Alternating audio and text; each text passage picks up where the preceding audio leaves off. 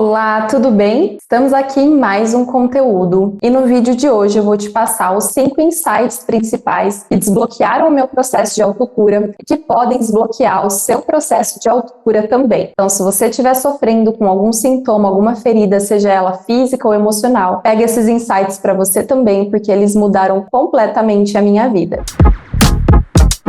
Se você é nova por aqui e ainda não me conhece, muito prazer, eu sou a Thaís Silveira, especialista em medicina integrativa, pioneira da técnica Seven Healings e nova medicina germânica no Brasil. E se você ainda não conhece também a minha história, eu sofri com doenças de pele, quadros alérgicos por quase 8 anos. Eu tentei tratar pela medicina convencional alopática sem sucesso. Então eu passei por 8 anos aí de sofrimentos, com o meu corpo tomado por lesões. E também tinha uma série de bloqueios emocionais que me paralisavam, em um quadro depressivo. E quando eu entendi esses 5 passos, esses 5 insights aqui, foram fundamentais para que a minha melhora acontecesse por completo. Então vou compartilhar aqui com vocês esses 5 insights poderosos. Se você ainda não é inscrita no canal, aproveita para se inscrever, porque toda semana nós temos vídeos novos aqui no canal sobre saúde integral. Então o primeiro insight, extremamente importante, tudo começou a mudar na minha vida quando eu estava doente, quando eu compreendi que, na verdade, as minhas lesões,